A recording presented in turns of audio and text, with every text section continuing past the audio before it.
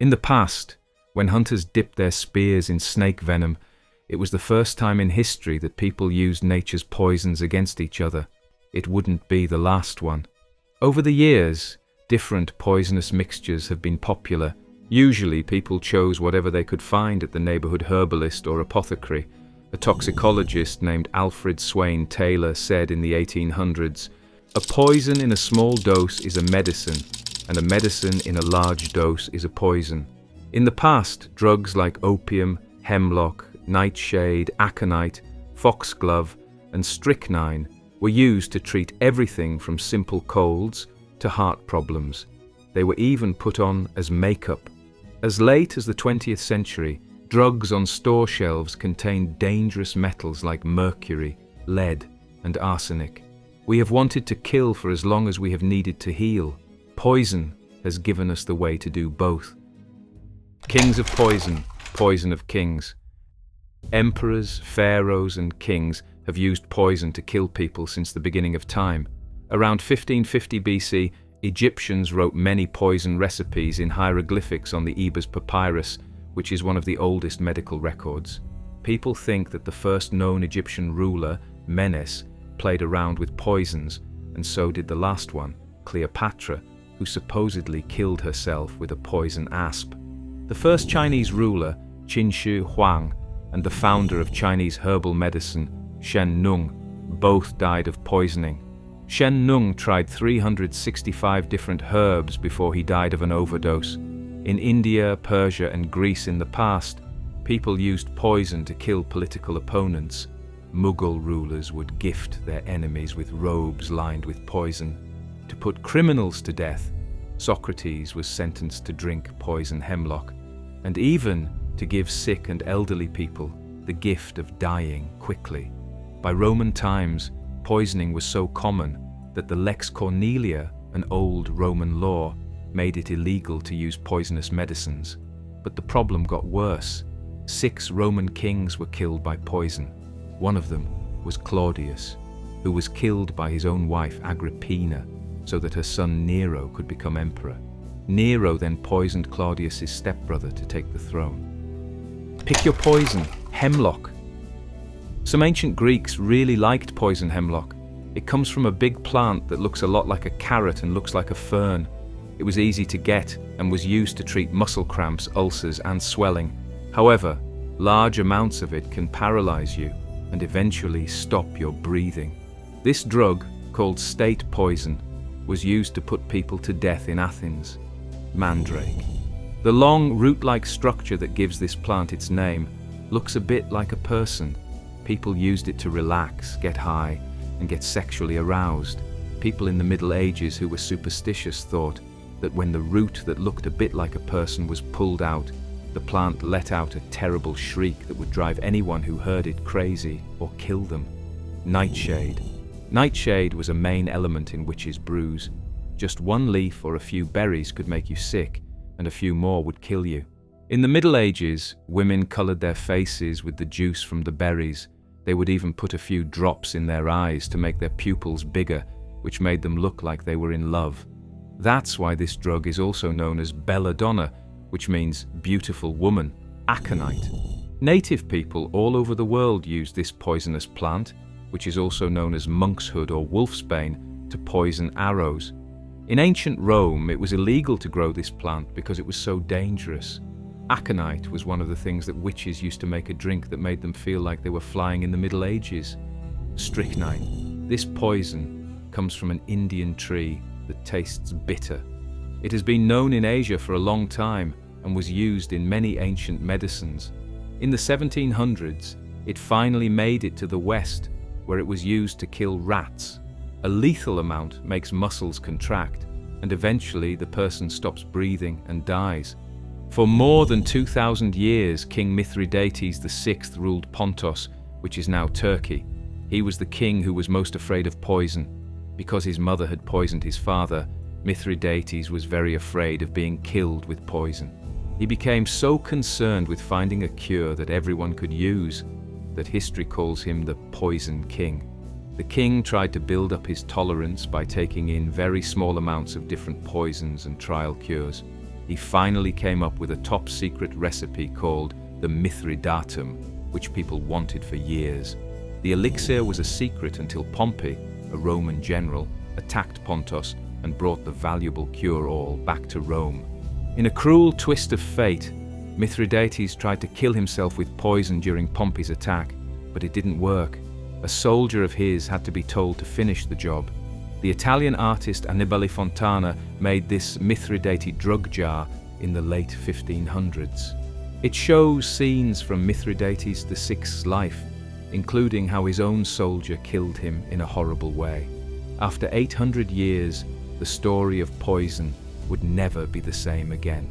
Alchemist Jabir ibn Hayyan, one of the most intelligent people in the Islamic Golden Age, made a poisonous white powder that had no smell, no taste, and could not be found in any living thing. It was a poisonous form of arsenic, which is a common element that turns into arsenic trioxide, or white arsenic, when it is broken down. Arsenic kills by stopping cells from getting energy. Cells then start to die, which breaks down basic body processes. Vital organs will start to fail if the amount is high enough or if it is taken slowly over time. People thought this creeping sickness was a natural illness because the normal signs like vomiting and diarrhea were similar to those of cholera, dysentery, and other common diseases at the time. Arsenic was often used to change the normal line of succession.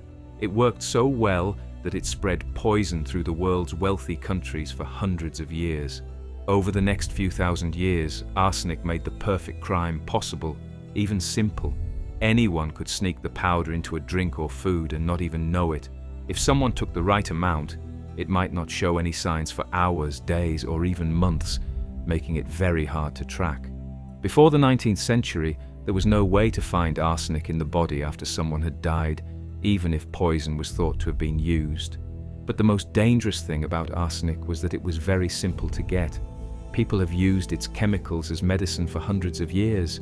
Hippocrates, a Greek doctor, used it in Chinese medicine. Alchemists in the Middle Ages were looking for the elixir of life, and doctors in the 18th century used a mix containing arsenic to treat everything from asthma to syphilis. As a poison, the stealthy and deadly metalloid was the tool of choice for people who wanted to kill anyone in their way without drawing attention to themselves. Medieval magic. During the Middle Ages, there was a lot of myth in Europe. For several hundred years after the fall of the Roman Empire, not much new was learned. In its place came folklore, religious views, and magic. In the Arab world, on the other hand, math and science did very well. Many Islamic scientists and doctors worked with poisons and cures and wrote important texts that made huge steps forward in the field of toxicology. These texts were based on the writings of Greek thinkers. It wasn't until the 1300s that this wealth of information made it to the West, but Christian monks didn't do much more than copy these old books. Europe in the Middle Ages didn't know any better than Mithridates how to stay safe from poisons, but they were more afraid of them than ever. People like peasants, traders, and kings turned to more magical answers when they couldn't find scientific ones. A doctor treats someone who has been poisoned with a bezoar stone. The word bezoar comes from a Persian word that means counter poison. Bezoar stones are solid masses of leftover food or fibers that are found in animals' stomachs. People thought they were perfect for adding to drinks to make them less poisonous, but they were wrong. People in Persia and other parts of Asia liked bezoars, and they were finally brought to Europe through trade. Some other cures were talismans, amulets, or goblets packed with minerals that were supposed to make people throw up. People in China's dynastic courts and Korea's countries used silver chopsticks to check their food and drinks for poison. But the prized unicorn horn was the most unusual cure of all. The long silver horns of the mythical animal, which were actually narwhal tusks, were thought to both find poison and protect against it. People really wanted unicorn horns, which were worth 10 times as much as gold and cost a lot of money. You could find these valuable tusks in royal castles all over Europe. In Denmark, many kings and queens were crowned on a high chair made of the legendary horn. Over time, unicorn horns went out of style because of the Renaissance, which brought a new interest in science to Europe. But as people learned more about poisons, they also got better at using them, which made them more dangerous. As Europe finally came out of the Dark Ages, making potions that got stronger and stronger became an art form. Like many other Renaissance arts, it was learned in Italy.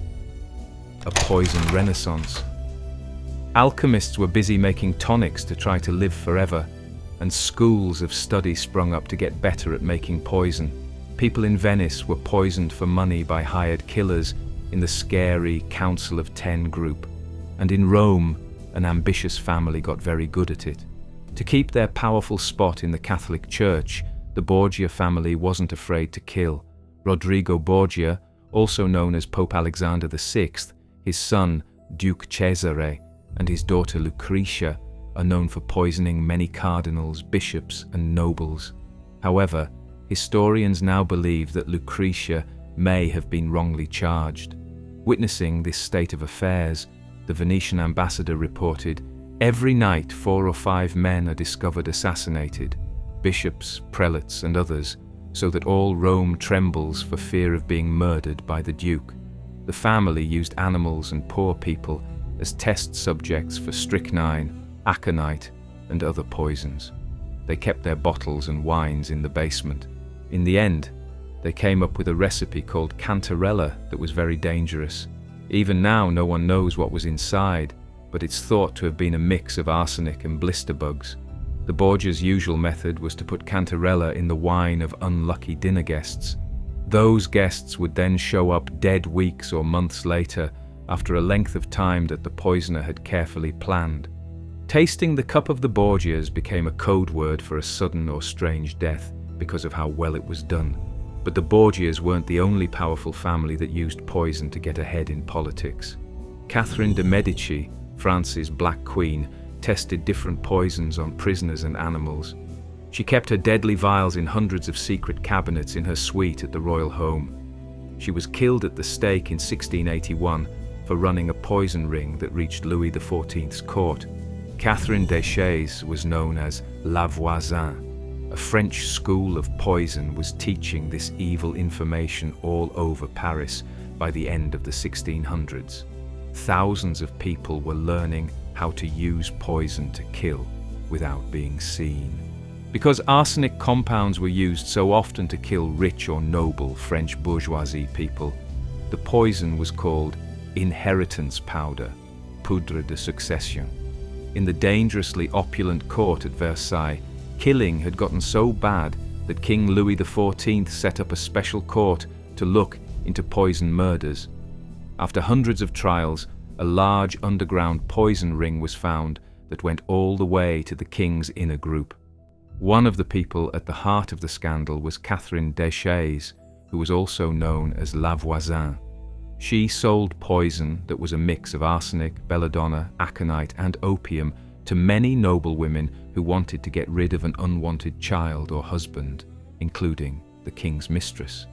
At the end of the Inquisition, 36 people were found guilty and burned at the stake. Louis XIV finally made it illegal for apothecaries to sell arsenic and other poisons. Anyone caught doing so would be put to death. Family matters. In the 1600s, some women liked to make their faces look lighter by dusting them with arsenic. Some people did it to become widows. Hieronyma Spara was a fortune teller and witch in Rome in 1659. She ran a secret group that gave poison to women who wanted to kill their husbands. And then there was Giulia Tofana, the notorious poison seller who killed about 600 people, including 2 popes and many husbands.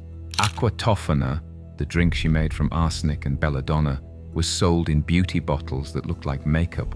Just a few drops were enough to kill slowly and make it impossible to find. That dangerous trend got mixed up with a dark world of witchcraft and black magic in Paris. At court, women looked for strong potions that could help them get boyfriends, get rid of enemies, and even end unplanned pregnancies. The powdery white widowmaker also made it across the water. In England, in the 1800s, arsenic was fairly simple to find. To get rid of wrinkles, a woman only had to go to the market or drugstore and pay a few pence for some rat poison or arsenic powder. Arsenic was much easier to get than a divorce, and killing your husband was more common than ever because life insurance was such a big business. The 1800s quickly became known as the golden age of arsenic poisoning. A lot of murders involving arsenic got a lot of attention. For example, Mary Ann Cotton killed 3 husbands, 1 fiancé, and a lot of her children and stepchildren, and then got the insurance money. The English Parliament tried to make a law that said women couldn't buy arsenic to stop this crime trend, but in the end, science, not the law, put an end to the white powders rule. A device that is set up to use the Marsh test to look for arsenic in stomach contents. Even though arsenic trioxide was discovered hundreds of years ago, doctors still didn't know how to treat or even find people who were poisoned by it. In the 1800s and early 1900s, doctors were trying in vain to figure out if poisoned victims had been by testing the smell of their stomach contents with fire to see if they smelled like garlic. Murderers were getting away with it. The English scientist James Marsh finally came up with a way to use chemicals to find very small amounts of arsenic in human tissue in 1836. The French woman accused of killing her husband by giving him poisoned cakes was put to the test. It was proven that she was guilty. When scientists improved the Marsh test and used it as forensic proof of poisoning for the next 100 years, the number of cases of arsenic poisoning dropped by a large amount. This started the modern field of toxicology. Poison goes to war. Ancient civilizations started using poison in battle a very long time ago. The people who lived in South America before Europeans came there made deadly darts out of plant and animal parts. Nomadic groups from the Central Asian steppe called the Scythians were known for their poison arrowheads. So were the Indians who used them against Alexander the Great's army. The Chinese, Greeks, Romans, Persians, and Mongols all used poisonous gas, usually sulfur in the form of fire, to drive the enemy away. The Byzantine Empire introduced Greek fire in the 7th century. This was a scary liquid that burned and was often called ancient napalm. They could float on water and burn people to death in their wooden ships. Gunpowder, a new tool made in China in the 9th century, had to have poison added to it at some point. Popular Mechanics wrote in 1915 about how chlorine gas was used in the Second Battle of Ypres during World War I. But as industry grew, countries were able to make and store deadly weapons on a scale that had never been seen before. People knew that poison gas was dangerous, so these weapons were banned before they were even used. But Pandora's box was opened, and a cloud of poison spread around the world. At sunset on April 22, 1915, the German army dropped 168 tons of chlorine gas over the field of Ypres, Belgium, which was full of bombs. Afterward, a Canadian officer called it a deadly wall of gas that rolled slowly over the ground, turning the new tree leaves, spring flowers, and grass a sickly white. It was the wind that blew the yellow-green vapor toward the Allied bunkers, where soldiers were waiting for the battle to start. Instead, they felt like their eyes and throat were on fire. The poison gas hurt very badly, made people blind, and made them feel like they were being choked. More than 5,000 soldiers died of suffocation. The German Jewish chemist Fritz Haber created the gas. He was a bright scientist with a troubled past. Haber got the Nobel Prize in 1918 for finding a way to make ammonia from nitrogen in the air. This made it possible to make a lot of nitrogen fertilizer, which changed farming and helped feed billions of people around the world. But during World War I, Haber enthusiastically applied his talents to what he called a higher form of killing. A fervent patriot, he said, "In peacetime the scientist belongs to humanity, in wartime to his fatherland." During World War I, Fritz Haber came up with chlorine gas. It was his work and lab that the Nazis used to make Zyklon B, a deadly gas that killed 1.1 million people, many of them Jews, during World War II. Haber personally oversaw the use of chlorine gas at Ypres. During the chemical weapons arms race that followed, he led the development of even more deadly chemicals, such as mustard gas, which causes painful blisters, and phosgene, which can burn the body and make people feel scared.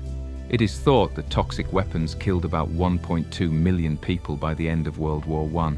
After the gas attack at Ypres, Haber was praised as a hero in Berlin. A month after the fight, a party was held to honor him. But some people, like Haber's wife, the famous chemist Clara Immerwahr, were shocked when poison was used in war. She said it was a wild sign that taints the very discipline that should bring new insights into life.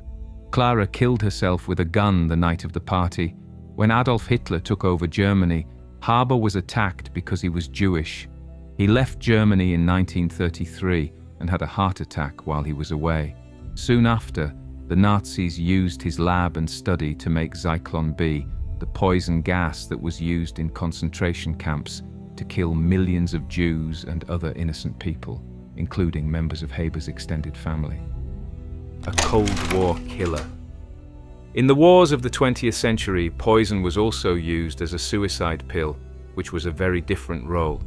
Cyanide is a chemical combination that can be a gas or a fine powder. It is one of the most powerful and quickly acting poisons known to science. Cyanide has been around since ancient times, but it wasn't until the 18th century that a combination of hydrogen cyanide became famous for how well it killed. During World War II and the Cold War, it was the drug of choice for people who wanted to kill themselves. A lot of Nazi chiefs used this strategy at the end of World War II. Eva Braun, Adolf Hitler's wife, and he killed themselves with cyanide in a Berlin bunker. Later, Hermann Goering killed himself by biting a cyanide pill that was hidden in his mouth to escape being put to death during the Nuremberg trials. Cyanide also became almost the same thing as the famous suicide pills from spy movies. Many people believe in the cyanide tooth, but it's not really true. The CIA and KGB did give spies L pills, L for lethal, to keep them from being abused and giving away state secrets if they were caught. There were secret pockets in the stems of eyeglasses or fountain pens that held the drug. Chewing on these items would release the poison. How cyanide kills so fast? It depends on how much and how you are exposed, but cyanide overdose is one of the fastest ways to die. But how does it end up killing so many people in such a short time? Cyanide targets the mitochondria and the electron transport chain inside them, which are parts of cells that make life possible. The heart of the cell, mitochondria, is in charge of cellular respiration and turns oxygen into adenosine triphosphate, ATP, which is energy. For this to work, the mitochondria needs an enzyme known as cytochrome oxidase. But things quickly get worse when cyanide is added. This enzyme's job to keep life going is stopped by the cyanide ion. When cells can't use oxygen, things quickly get worse, and respiratory or heart problems are most likely to be the cause of death. Because of that small, deadly cyanide ion, the body quickly dies of chemical asphyxiation, which is also called histotoxic hypoxia. Cyanide was the poison that Rasputin was given, but it famously didn't kill him. A gunshot did the trick. A former KGB spy killed 2 Ukrainian nationalist leaders in the late 1950s with a spray gun that shot a cloud of poisonous cyanide gas. And in the Jonestown mass murder-suicide in Guyana in 1978, potassium cyanide was mixed into fruit punch. In recent years, people have mostly used nerve agents, which are highly poisonous organophosphates, like sarin gas. These dangerous mixtures were first made during World War II and have since been used by terrorists, dictators, and authoritarians all over the world. They have led to evil political plans that would have kept Mithridates awake at night 2,000 years ago.